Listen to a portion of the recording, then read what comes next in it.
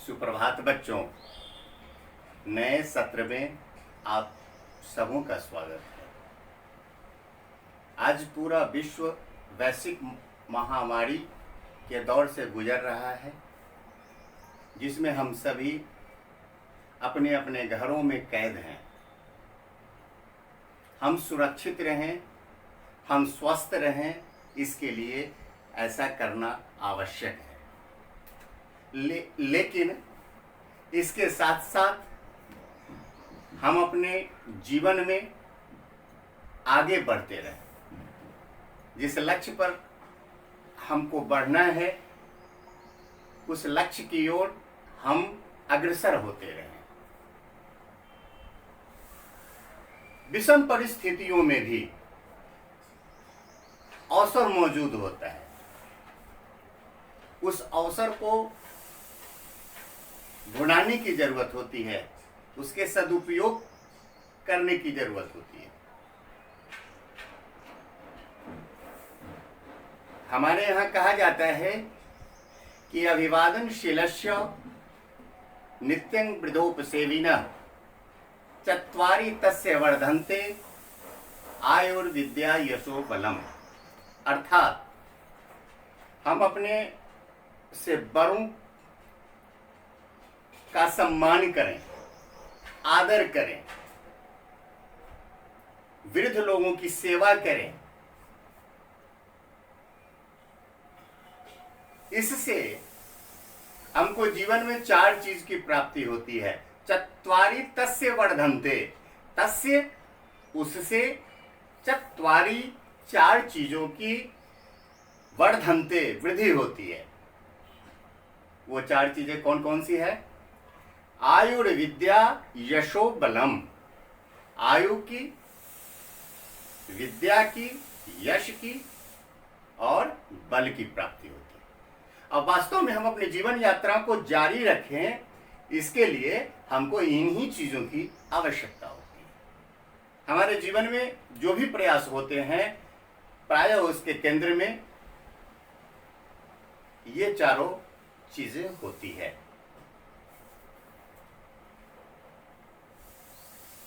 हमको अपने आप को सोचने का मौका है, समझने का मौका है। नए सत्र की शुरुआत में इस तरह की यदि परिस्थितियां आती है, तो इन परिस्थितियों में हम कैसे निखर कर आगे बढ़ें, हम अपने अंदर की कमजोरियों को कैसे पहचानें, उनको दूर करने के लिए हम क्या क्या प्रयास करें, इसकी आज बहुत ज्यादा जरूरत है। इस समय में अपने आप को मूल्यांकन करने की आवश्यकता है। आत्मानुशासन बहुत बड़ी बात है। जो इसको साध लेता है, स्वयं के ऊपर जो अपना नियंत्रण कर लेता है, उसको जीवन में आगे बढ़ने में कोई परेशानी नहीं होती। जो अपने मन में दृढ़ संकल्प करके आगे बढ़ता है, वही सफलता को प्राप्त करता है। इसलिए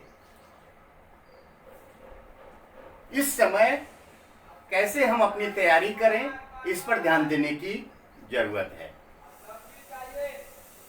यहां सबसे पहले 2-3 महत्वपूर्ण बातें, जिसकी शुरुआत में आवश्यकता है, मैं आपको बताना चाहता हूं। पहला, भाषा की शुद्धता और उसके लिए पढ़ने और लिखने का क्रम, ये बहुत महत्वपूर्ण होता है। आप स्वाध्याय करें, इसके साथ साथ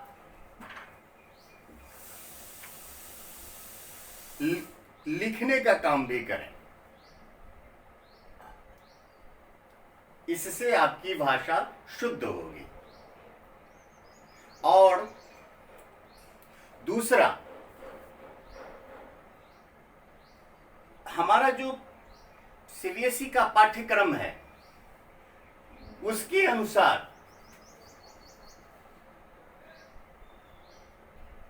जो शब्द संख्या निर्धारित की गई है उसमें हम अपने प्रश्नों के उत्तर को कैसे रखें, यह भी एक महत्वपूर्ण बात है। अर्थात हम कम से कम समय में अपनी बात कह सकें। इसके बारे में चर्चा होगी जब हम प्रश्नोत्तर कैसे करें, कैसे प्रश्नों को हल करें, जब हम उसकी चर्चा करेंगे तो वहां इन बातों की चर्चा होगी। आपके लिए जो प्रस्तावित पुस्तकें हैं वो वही पुस्तकें हैं जो नवम वर्ग में आपने लिया है। अंतर है कि उसमें क्षितिज और कृतिका का भाग 1 आपने पढ़ा और यहाँ आपको क्षितिज और कृतिका दोनों का भाग 2 पढ़ना है। तो पुस्तकों को यदि हम अध्ययन करना शुरू कर दें तो बहुत सारी बातें आसान होती चली जाएंगी। इस पाठ्यक्रम में जो दूसरा व्याकरण का भाग है इसमें वाक्य भेद, और ये हमको पढ़ना है रचना की दृष्टि से। वाक्य भेद रचना की दृष्टि से ये 4 अंक का है, वाच्य ये भी 4 अंक का है, पद परिचय ये 4 अंक का है और रस ये 4 अंक का है। तो इस तरह से ये व्याकरण का भाग 16 अंकों का है। पुस्तक का भाग काव्य खंड से 4 प्रश्न 2 नंबर का, ये 8 अंक का होगा। गद्य खंड से ये इसमें भी 4 प्रश्नों के उत्तर देने होंगे 2 अंक के, 8 अंक का होगा ये। और कृतिका जो सहायक पुस्तक है इसमें आपको 2 प्रश्नों का उत्तर देना होगा जो 3 अंक का होगा और इस तरह से 6 अंक का प्रश्न इससे पूछा जाएगा। कुल अंकों को अगर यदि हम जोड़ते हैं तो ये 22 अंक का होगा। इसी तरह से व्याकरण 16 अंक का होगा। अब गद्यांश की बात कर लें। गद्यांश और काव्यांश ये अपठित और पठित दोनों भाग 9 वर्ग में हम लोगों ने पढ़ा है। यहाँ हमें यह ध्यान देना है कि 10वीं वर्ग में केवल अपठित गद्यांश से प्रश्न पूछे जाएंगे जो 10 अंकों का होगा। दूसरा, हमारे पाठ्य पुस्तक से गद्यांश और काव्यांश से 3-3 प्रश्न होंगे। तो 9 वर्ग में 5 अंक के होते थे, अब हम 6 अंक के 3-3 प्रश्न इन दोनों ही अंशों से पूछे जाएंगे। इस तरह से गद्यांश काव्यांश से संबंधित कुल 22 अंकों के प्रश्न पूछे जाएंगे। और जो लेखन भाग है खंड घ, लेखन में थोड़ा सा परिवर्तन किया गया है और इसको भी हम समझ लें। इसमें वर्षों से निबंध लेखन होता था, महत्वपूर्ण था, 10 अंक का होता था। उसमें संकेत बिंदुओं के आधार पर कक्षा 9 में भी आपने निबंध तैयार किया। अब उसको बदल दिया गया, तो यहाँ आप अनुच्छेद लेखन पढ़ेंगे। किसी विषय पर आपको एक अनुच्छेद तैयार करना होगा। लेखन के समय इस पर हम लोग चर्चा करेंगे। फिर विज्ञापन 5 अंकों का होगा। पत्र औपचारिक और अनौपचारिक से एक पत्र का जवाब देना होगा और जो 5 अंक का होगा। और संदेश लेखन एक नया चीज है। यह समय है, आज आधुनिक समय में जब तकनीकी प्रगति इतनी हो गई है कि हम अपनी बातों को विभिन्न माध्यमों से एक दूसरे तक पहुंचाते हैं। उसमें संदेश एक महत्वपूर्ण अंश होता है। तो आप जैसे अंग्रेजी में मैसेज तैयार करते हैं और मैसेज को भेजा जाता है या फिर एक संदेश तैयार करके प्रसारित किया जाता है, तो इस तरह से विभिन्न विषयों पर आपको मैसेज अर्थात संदेश लेखन का काम करना है, जो संक्षिप्त होगा। और ये 30 से 40 शब्दों के अंतर्गत आपको लिखना है, जिसमें शुभकामना होगा, पर्व त्योहार आदि होगा, विशेष अवसरों पर दिए जाने वाले जो संदेश हैं उसकी चर्चा करेंगे। तो वो 5 अंक का होगा। इस तरह से अब लेखन में 3 की जगह 4 प्रश्नों का हम उत्तर देंगे। ये 5-5 अंकों का होगा और कुल 20 अंकों का होगा। और यदि हम इस पूरे को जोड़ देते हैं चारों को, तो ये 80 मार्क 80 अंक का हो गया। तो कुल 80 अंकों के प्रश्न आपसे बोर्ड में पूछे जाएंगे और उसकी तैयारी हमको करनी है।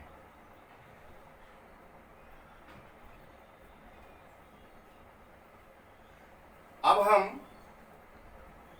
क्षितिज पाठ्य पुस्तक के पहले भाग की ओर चलते हैं, जहां हमें क्या पढ़ना है इस पर ध्यान देते हैं, इसको जान लेते हैं। इसमें चैप्टर 2 तुलसीदास, ये चैप्टर 3 देव और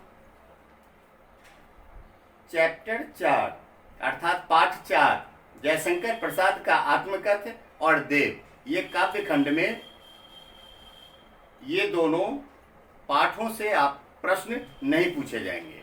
और दूसरा गद्य खंड, जिसमें 15 और 17 अर्थात महावीर प्रसाद द्विवेदी की रचना है स्त्री शिक्षा के विरोधी कुतर्कों का खंडन, और भदंत आनंद कौशल्यायन की रचना संस्कृति। इन 2 पाठों को केवल पढ़ना है, इससे आपको प्रश्न नहीं पूछे जाएंगे। तो काव्य खंड की शुरुआत करते हैं। काव्य खंड की शुरुआत में आपका पृष्ठ 1 पर, पृष्ठ संख्या 1 पर कविता के बारे में तुलसीदास की कही गई ये पंक्ति ध्यातव्य है। कहा है उन्होंने कि हृदय सिंधु मति सीप समाना, ये हमारे ये हृदय यह सिंधु के समान है। हमारे हृदय में विभिन्न प्रकार के भाव उत्पन्न होते हैं और इन भावों के द्वारा ही कविता निकलती है। तो हृदय सिंधु मति सीप समाना, जो हमारी बुद्धि है, मति कहते हैं बुद्धि को, वह सीप के समान है। स्वाति शारदा कहीं सुजाना, शारदा सरस्वती के लिए प्रयुक्त है। तो सरस्वती स्वाति नक्षत्र के समान है। ऐसा कहा जाता है कि स्वाति नक्षत्र में जब सागर में शिव का मुंह खुला होता है और स्वाति नक्षत्र में वर्षा की बूंदें उसके गर्भ में पड़ती है, तो मोती का निर्माण होता है। ठीक वैसे ही कहते हैं कि हृदय रूपी सागर में बुद्धि वो सीप के समान है, जिसमें स्वाति अर्थात सरस्वती की जब कृपा होती है, स्वाति कहीं ही सुजाना। ऐसा विद्वान लोग कहते हैं कि जो बरसई बरबारी विचारू, जब उनकी कृपा दृष्टि होती है, सरस्वती मां सरस्वती की जब कृपा दृष्टि होती है, तो हृदय में छिपे हुए भाव प्रस्फुटित होते हैं और उससे कविता की उत्पत्ति होती है। जो बरसई बरबारी विचारू, होई कवित मुख तामनी चारू, जिससे सुंदर, चारू का मतलब सुंदर, सुंदर कविता की रचना होती है।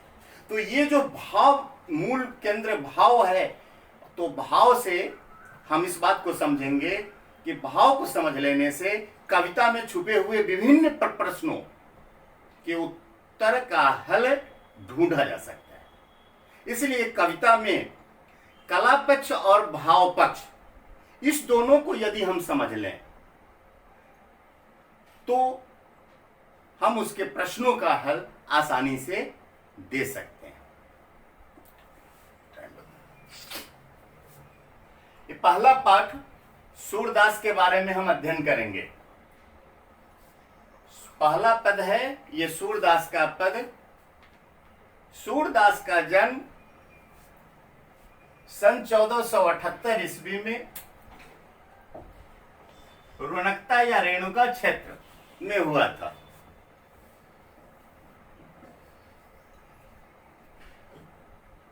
ये दिल्ली के पास है।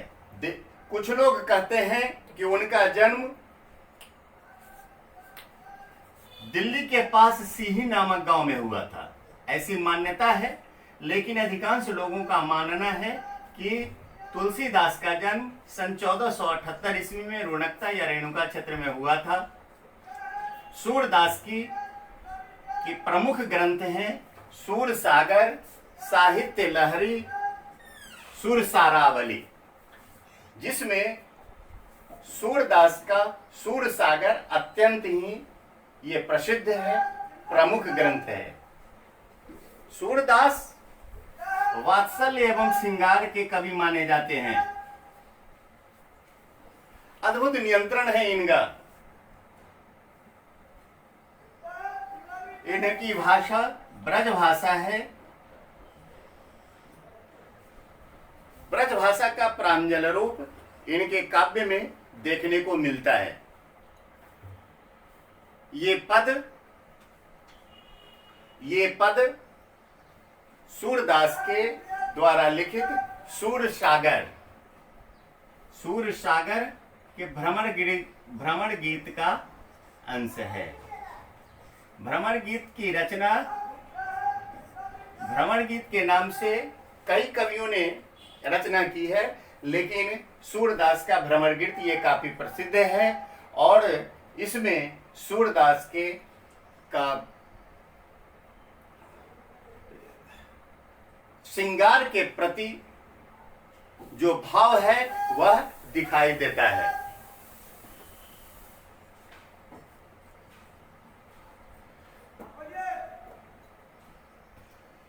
ये पद भ्रमण गीत के अंश हैं। यहां इसके बारे में हम थोड़ा जान लेते हैं। इसके पाठ का परिचय कर लेते हैं और इसके साथ अगले वीडियो में हम उन पदों को विस्तार से समझेंगे। सूरदास भक्ति काल हिंदी साहित्य के इतिहास में स्वर्ण युग के नाम से जाना जाता है। आदिकाल के बाद आदिकाल से साहित्य की जो परंपरा बिखरी हुई थी उसको संकलित करने का, मूर्त रूप देने का काम भक्ति काल के कवियों ने किया। भक्ति काल में भक्ति संबंधित पदों की रचना की गई। सूरदास आचार्य वल्लभाचार्य के शिष्य थे और ये अष्टछाप कवियों में सूरदास का नाम प्रमुख है। इस तरह से सूरदास प्रमुख रूप से वात्सल्य एवं श्रृंगार के कवि माने जाते हैं। भ्रमण गीत में गोपियों के वियोग का वर्णन है। जब श्री कृष्ण ब्रज छोड़कर मथुरा चले जाते हैं तो वहां से अपने एक दूत को, अपने मित्र उद्धव को योग का संदेश लेकर गोपियों के पास भेजते हैं। गोपियां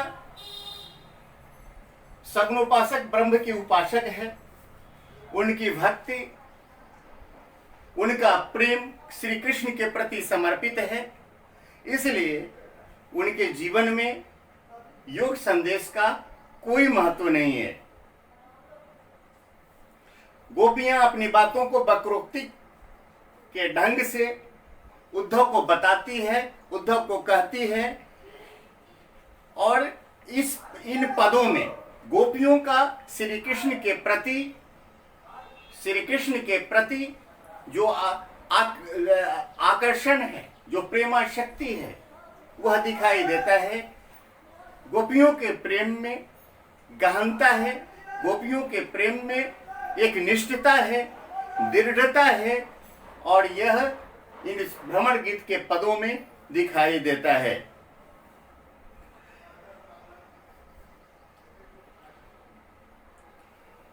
गोपियां इतनी चतुर और बुद्धिमान हैं कि वो उद्धव को राजधर्म याद दिलाती है। उनका ऐसा मानना है कि श्री कृष्ण मथुरा जाकर अब राजनीति करने लगे हैं। इन पदों में हम देखेंगे कि गोपियां लोक धर्मों का निर्वाह करती है, कैसे पालन करती है, नीति संबंधित विषयों की चर्चा करती है। तो इस प्रकार जो अगला वीडियो होगा उसमें हम इन पदों की चर्चा करेंगे। धन्यवाद।